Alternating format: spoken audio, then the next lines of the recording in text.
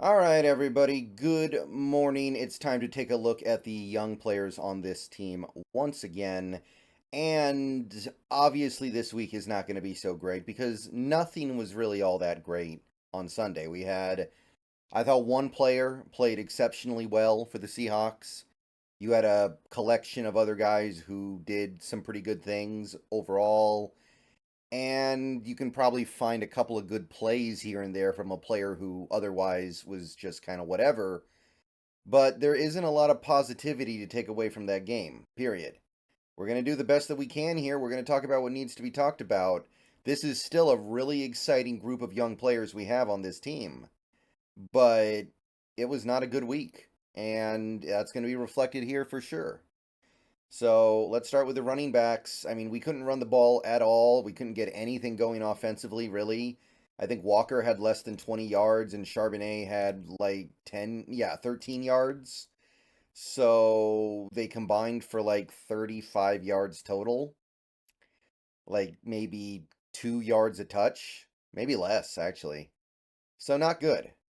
Both their PFF grades fell a little bit. Overall, these are still two good players helping this team win, chugging along, doing good stuff, doing good work. But yeah, not the right week for them. Okay, so I don't really have too much else more to say beyond that. Like Kenny McIntosh, maybe he plays this week. Would be cool. Would be interesting to see. But we'll see what happens with DJ later this week. Maybe we can get him on the board here. Jackson, Smith, and Jigba did put up good numbers. He had 6 catches for 60 something yards. He caught his first downfield pass of the season. I think his first downfield pass of the season in garbage time. And his PFF grade went up a little bit. Little bit. And I do mean a little bit. I think it was like 59.2 or something. So it went up 1 point. I will say that he dropped the one he really needed to have, the third down one. This team struggles on third down enough as is. We kind of need JSN to catch the third down conversion he has in his hand. But some steps in the right direction for JSN overall, I guess. Even the garbage time plays, you still have to make them, and he did. Bobo did not make a catch. He didn't play that much. His PFF grade fell a little bit. Not much to report here. So yeah, we're just it's kind of a write-off game for Jake Bobo, I think. I don't think anybody's looking at that thinking, "Oh, is Bobo not good anymore?" It's just one of those days where he doesn't get to play that much and nothing good happens. Offensive line, we had one young offensive lineman play in this game. It was Mr. Charles Cross. He picked up one penalty, allowed 4 pressures, which is honestly not that bad considering what some other guys on this team did. I think the right tackle position alone accounted for 7 pressures. And that's the one with the rotation, which theoretically is supposed to be better, right? Like, you must think it's better, or else why are you doing it? Yeah, it's not better. I'll just answer that right now. His run block grade did go up a tiny bit, and so did his overall PFF grade. Cross has been back for a while now, so the fact that we're not seeing significant improvement from him over what we had last year is starting to become a little concerning. Charles Cross was a 21-year-old rookie last year, I believe. I think he was 21. So, yeah, there's no way he should be peaking as a 21-year-old rookie. And I understand that the injury has really derailed his 2023 season, but I don't know. It seems like he hasn't progressed that much. He's still kind of the same player. I'm not going to put too much stock into it yet, but it is worth noting that he doesn't look like a franchise left tackle so much as he just looks like a pretty good left tackle right now. And Abe Lucas, of course, not playing. Oluwatimi and Bradford did not play. That's all I got. So that's your offense. Now let's go over to the defensive side of the ball. And once again, Cam Young played a decent amount in this game. No tackles, didn't really get involved. PFF grade actually plummeted like over 5 points, which is big for him because of how little he's played.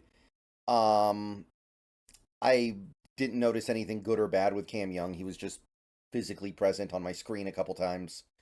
And that's really all there is to say about that. Yeah, Mike Morris still out for the season, by the way. Occasionally people ask about Mike Morris. People want to know what's going on with Mike Morris, and he's still out for the rest of the season. So there's nothing going to be happening there. Linebacker Drake Thomas played a little bit on defense at the end, and then he got hurt, and now he's going to miss at least a month. So that's too bad. Obviously, he was just mopping up at the end of the game, but it's still too bad. He continued to play on special teams, continues to be kind of a non-factor on special teams. If that is the last football Drake Thomas plays this year, then he will end the season with a 49.9 PFF grade on special teams, which is obviously not good. So he wasn't even one of the key special teamers, so there's not much to say there other than that we're trying to develop him. Okay, are you ready for the one bright spot from that game? At least on this list. The one bright spot from Sunday's game against the Ravens, Boye Mafe had 27 tackles. I'm sorry, he had 6 tackles in that game to get him to 27 on the year and a strip sack. He almost had a second sack too, by the way. He got close to Lamar on one play. Lamar just outran him, which Lamar is going to do to a vast majority of edge rushers in the NFL. But this is the one guy who reliably, consistently, and explosively showed up in that game, it felt like. Not only was he snap to snap solid, he was solid he was explosive. It wasn't just, oh, I'm just doing my job every snap. No, he's going above and beyond. He had multiple pressures on Lamar Jackson, beating Ronnie Staley up. So, very happy with Boye Mafe. He's certainly exempt from any complaints you can have about this game.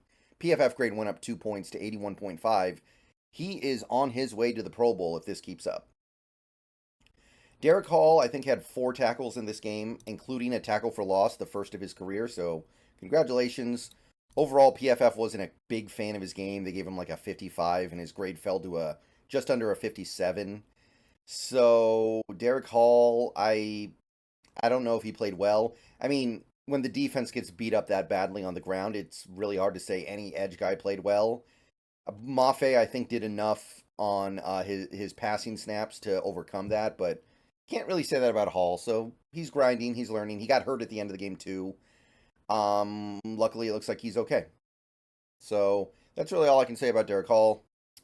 Cornerback, Tariq Woolen had like 6 tackles and gave up a touchdown to Odell, gave up some other catches. He's not playing bad enough to where it makes sense to like really get upset at him, but he's not playing good. That's the best way I can put it. And I think there are a few factors going into this. I think he's hurt. Well, no, he's not hurt. He's recovering from the off-season surgery. I think his confidence has gone down. And I think that these things are getting exacerbated because he's still not a good tackler. So I'm not big picture worried about Woolen. I'm not completely convinced this is going the way we thought it was going to go this year, where he's going to suddenly morph into some 10-year all-pro cornerback. I'm wondering if maybe we need to curb our enthusiasm a little bit there. I don't know. But I wasn't really impressed on Sunday. Also not impressed with Devin Witherspoon on Sunday. He wasn't as bad as Woolen. He had 6 tackles, but he missed at least 2. He had a bad game tackling, which is rare for Witherspoon. He's a very good tackler. He did have a pass breakup, which we like that, although it should have been a pick. And his PFF grade fell to 80.2, which is still really good. So, not bad. Again, not bad. Just probably his worst game so far this year, which says a lot about how good he's been this year. And Jarek Reed picked up a tackle on special teams, even though his special teams grade fell all the way to a 73.8. All right, that's about it. See you guys later. Go Hawks.